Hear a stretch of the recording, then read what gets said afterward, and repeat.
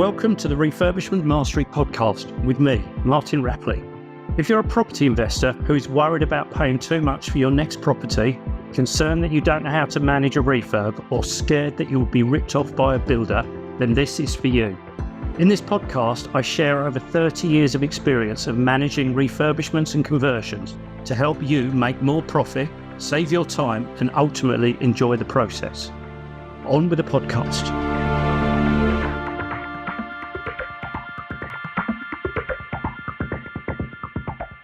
In this episode, I'm going to go through some of the questions that my community have asked me during my regular weekly calls that I have with them.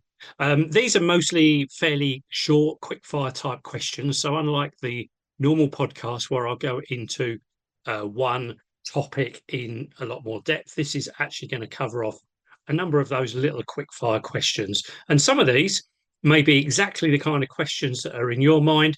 And some of these, I hope, will help you make the right decisions or move forward with a lot more certainty as a result of listening to them. So the first question says, what are your thoughts on telebeams for loft conversions for a 1900s house? Now, I have to confess, when that question came in, I had to Google to see what telebeams were. The reason I didn't actually recognise what they were was because actually telebeam is a trade name. And of course, unless you know all of the different manufacturers and products out there, I can't obviously recognise all of them. The thing about this is some kind of product that has been developed to make loft conversions potentially a little bit more standardized, a little bit easier, and probably even a little bit more towards the DIY market.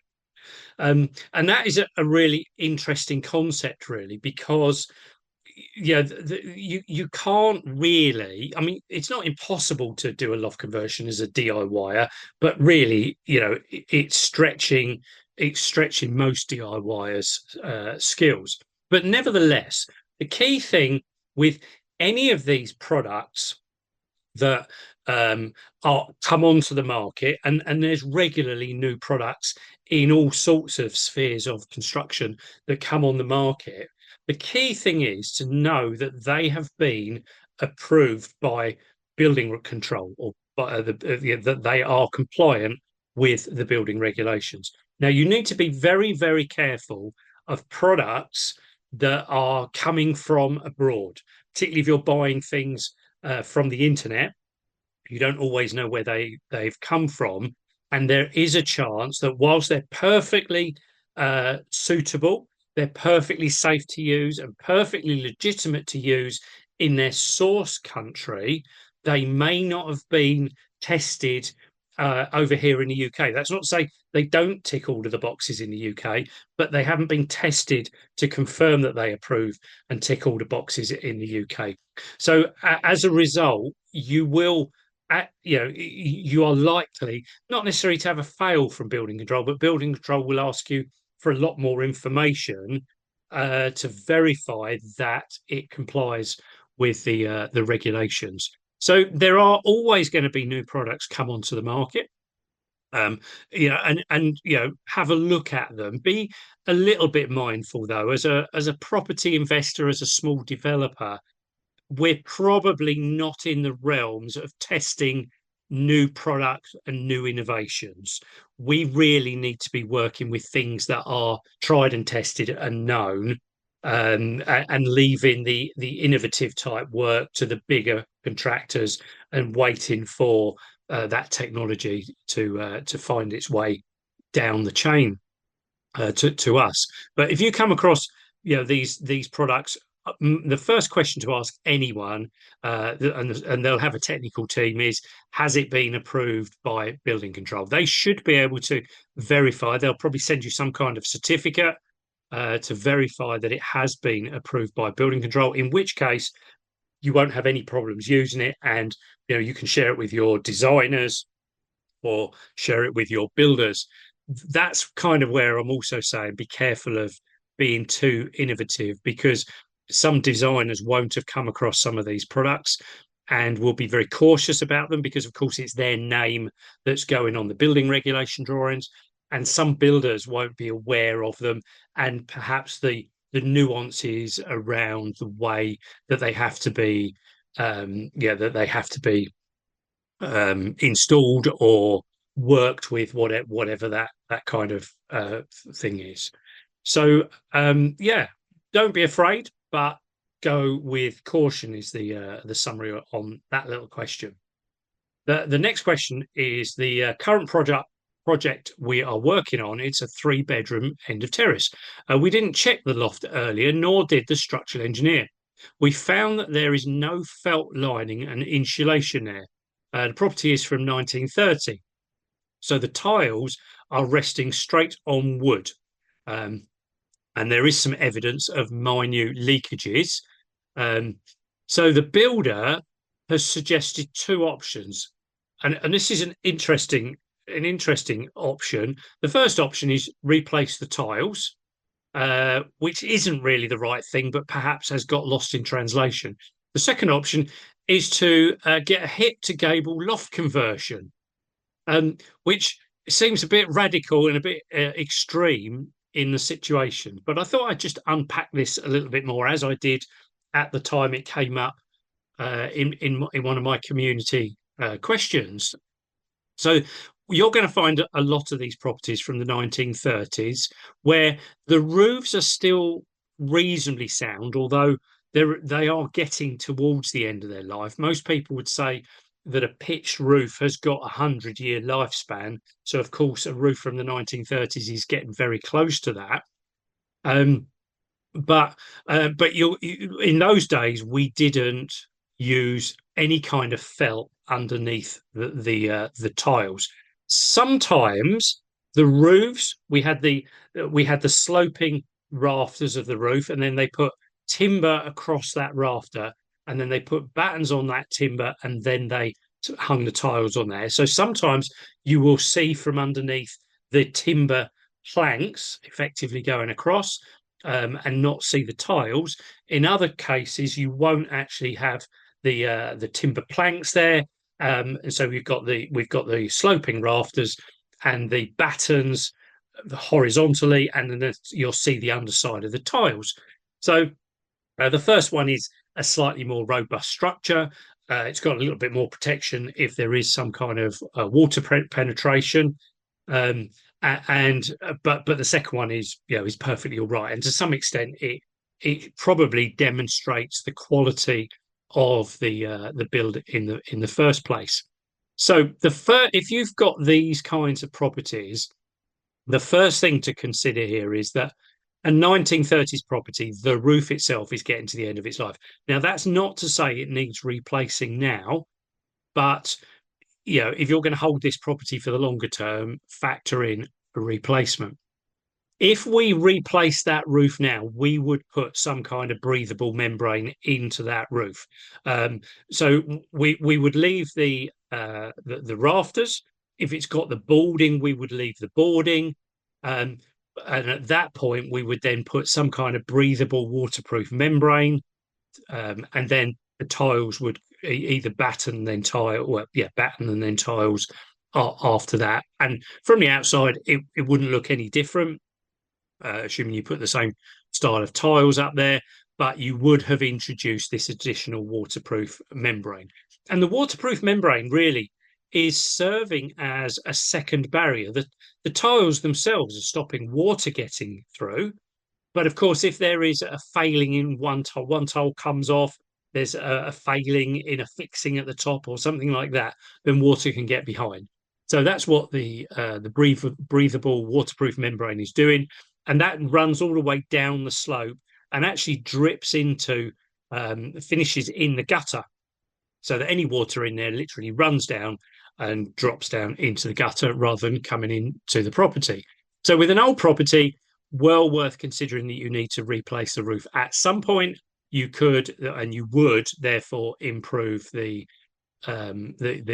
waterproofing at that stage. However, it's not essential. If there's no signs of major water ingress, which is what the case is here, then I wouldn't worry too much about it at this stage. I would carry out the refurbishment you want to do. Factor in that you're going to have to replace this roof, but to be honest, you could very easily get another 20 plus years out of this, and maybe never need to replace the roof. As far as potentially missing insulation, pitched roofs wouldn't typically have insulation on the underside. So in a typical house, we would have insulated on top of the ceilings of the upper floor. Now, in a 1930s property, there is a chance there was no insulation. If there was insulation, it wouldn't be any thicker than an old style blanket, unless, of course, someone has upgraded it since. So there is a chance there's no insulation there. So what we end up with is what we would consider is a cold roof space. We then insulate the floor of the roof or of that space so that the rooms below and the house below is kept warm. And you could obviously insulate that roof space as necessary up to modern standards, which is 8 inches with most products. So that's about 240, 250 millimeters of insulation, or indeed if it's got a thin insulation, you know, take that as the first little bit and put some more on top. Although, as I say, what's up there is likely to be pretty minimal. So all in all, not something you need to do straight away. Well worth doing that insulation if it's missing, because that will definitely improve your EPC. And if you're holding the property and you're responsible for the bills, say in an HMO or a serviced accommodation, then you know it's well worth spending the money on the insulation. I wouldn't necessarily do anything with the roof until there's more issues, unless the property itself, yeah, is a complete and utter wreck and you're doing major works. But it doesn't sound as though the roof in this case, yeah, is a major problem. So I wouldn't do too much with it. So that's the summary there. Now it's interesting that the roof or the builder has said, well, you could convert the loft. Now this is an interesting, because this is really, you know, why is a builder even getting involved with this conversation? I can understand that the builder says you could replace the tiles, although in reality I don't think it's necessary at this stage. And to some extent, the builders are probably putting some concern in there to make you spend some money with them, from which they'll obviously make some profit, of course, which is what everyone running a business wants to do. Let's jumping in to make sure that you have everything you need. Now, in a number of these podcasts, you would have heard me talk about my community, and I want to ensure that you know how you can join that community. Obviously, within these podcasts, there's a limit to the detail I can go into the recording, and of course, a lot of things are very generic. So what if you had access to join me on a Zoom call for 90 minutes every single week in a group coaching environment? You could get your questions answered whenever they come up and learn from other members' questions. Plus, you also get 10 hours of training videos, an HMO refurbishment case study, some sample documents and checklists that will help you run your projects far more effectively. Membership of my community is just £89 a month. You get the first month free, and you can also cancel anytime after that. Plus, as a listener of this podcast, there's a promo code to help you save £20 every single month that you remain a member. So just make a note of VIP discount 20, VIP discount 20, all in capital letters, and put that into the checkout.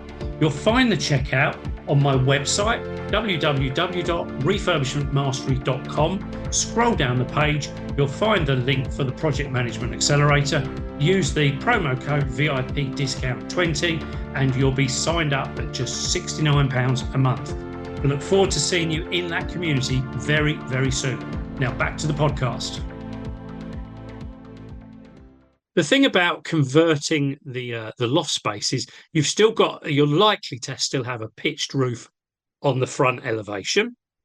So you've still got to deal with that on the front elevation if you want to. So that's 50% of the cost, give or take. And now we're spending more money on the back and actually building a dormer, which may or may not be, you know, part of your longer term plan. I'm sure if that was part of your strategy, i.e., you wanted to get additional rooms in the roof, you would have already thought about it, or you've already discounted it because it just doesn't suit the property or your use or whatever. So it's odd that the builders are suggesting that as an alternative, but obviously that is way more money, and in some locations could actually require planning permission as well. Though in most places it actually would be permitted development. But there's a lot more to consider with that.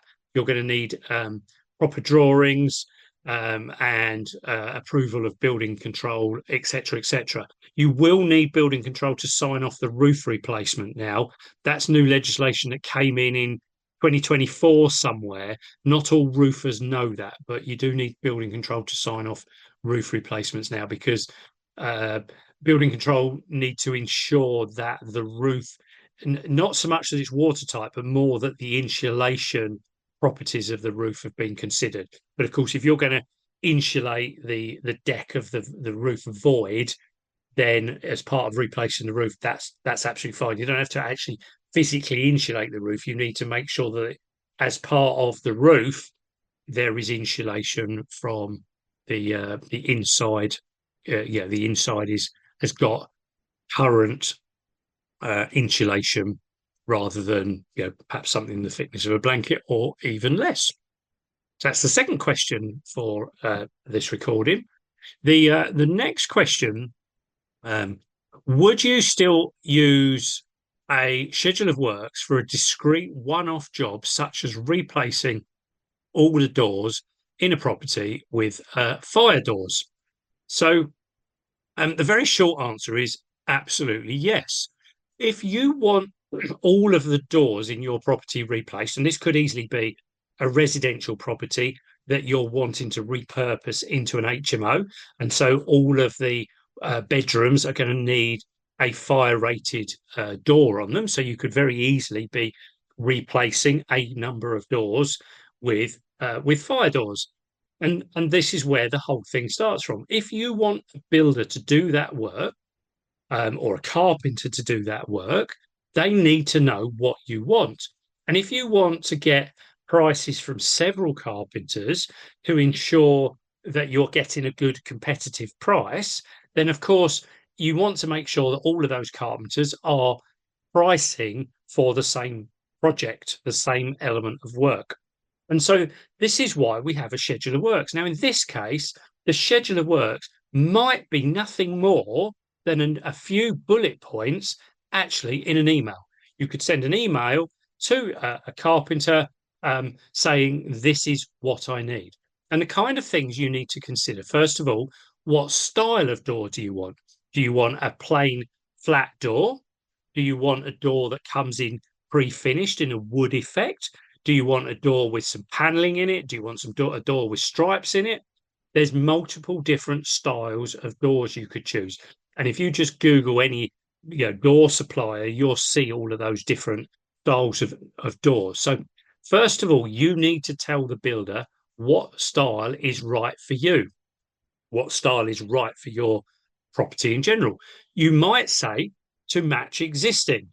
The challenge with saying to match existing is now the builders have got to go and look at the property, and to replace doors, to give a price to replace doors, they probably don't need to view the property in most cases. So if you are going to say to match existing, I would send a photograph so that there is complete clarity, because that's the other problem: is you say to match existing, the builder carpenter comes in, rips out all the existing ones, they've all gone, and then there's a dispute later on as to, well, what was existing? These don't look the same as those existing ones, and there's no records of anything. So photos are always a really good thing if you do want to say to match existing.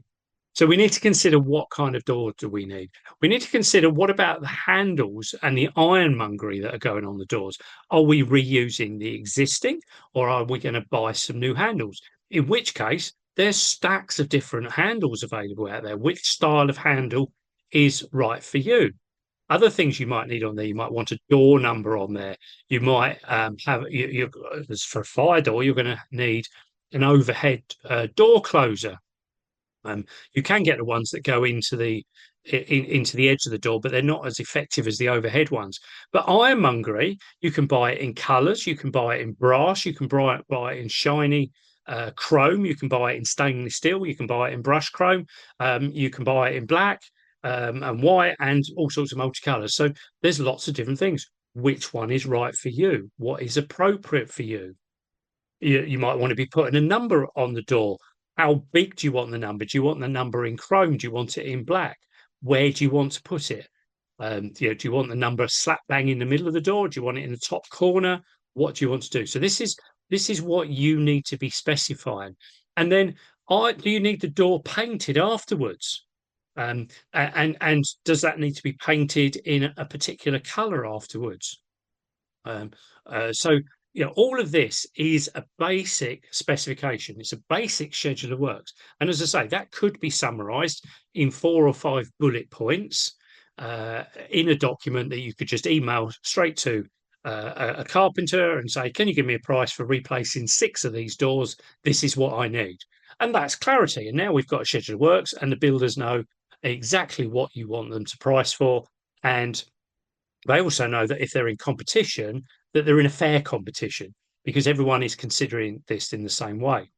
Now, the other significant thing about this, particularly talking about fire doors, is that because you've given all of this information, there is a chance that you'll get prices for this without anyone visiting the property, because carpenters kind of know these jobs. There's no real high risk with these. There could be a bit of risk if your door openings are a bit higgledy-piggledy, if there's been some movement over the years, but generally they'll be able to work with most properties.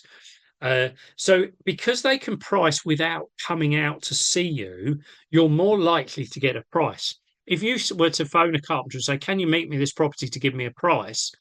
Um, they're more likely to say, oh, I'm a bit too busy, haven't got the time to do anything at the moment, I'll come back to you. Whereas if you say, can you give me a price to replace 6 doors as this specification, most of them will be able to look at that in very little time and turn a quote back round to you. So if you can give them this information, then you are much more likely to receive a quote from them. Now, this same question goes on to another level now. And the next question is, would you have a contract with the selected carpenter that's going to do the work?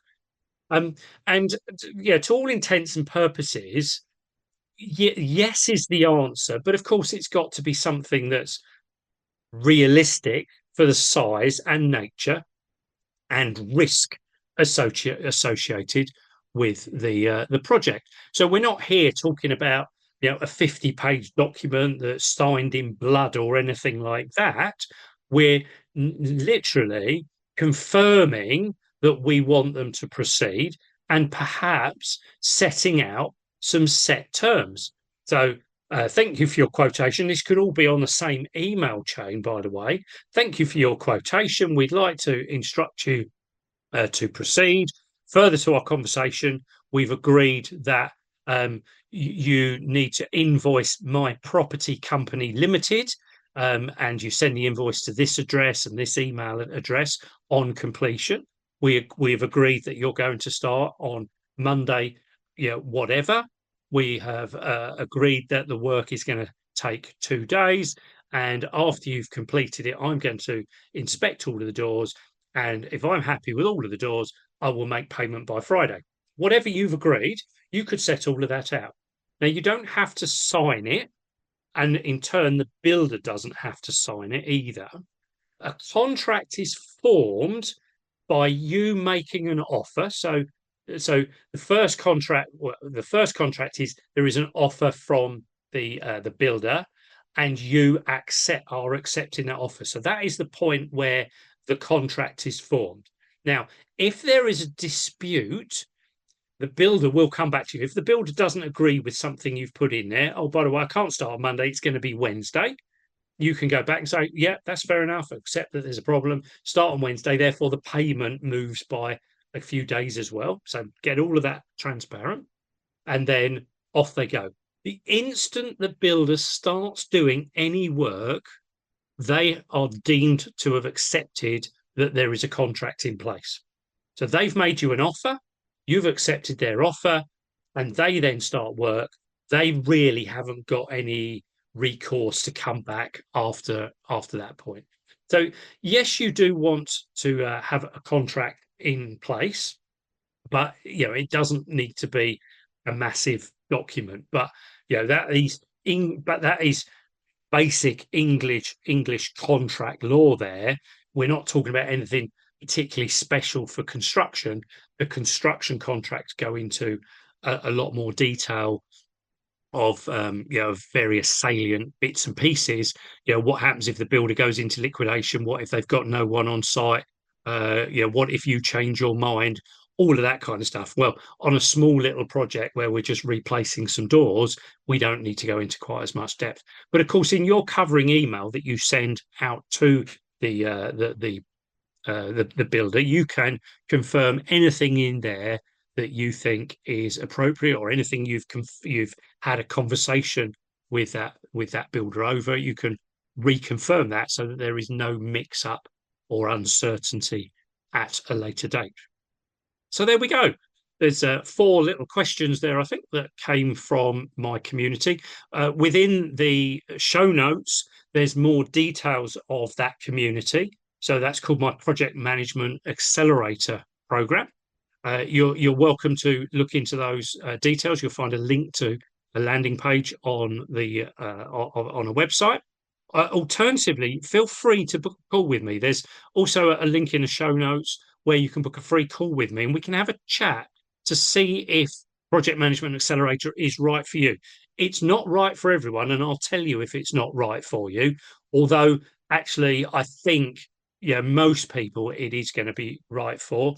It's a monthly subscription, pay as you go, and there's often some little deals hanging around. So just book a call. We can always have a chat. If you've got a very short, quick question, then in your free 20-minute call, I'll answer that question as well. So you can have a bonus free question answered, as well as a bit of discussion to see whether Project Management Accelerator is right for you. Otherwise, thanks very much to all of you for listening to this podcast and all of my other podcasts. There's now been well over 40 of them released. So it's really great to be delivering this content to you. Look after yourselves, and I'll catch up with you again soon. Thanks for listening to this podcast. Please do like, share, and leave a comment where you can. If you need any guidance or advice with anything to do with your refurbishments or conversions, then don't hesitate to reach out. You can book a free call with me by clicking on the link at the top of my website, refurbishmentmastery.com. There's other ways you can contact me in the show notes as well. I look forward to speaking to you again soon.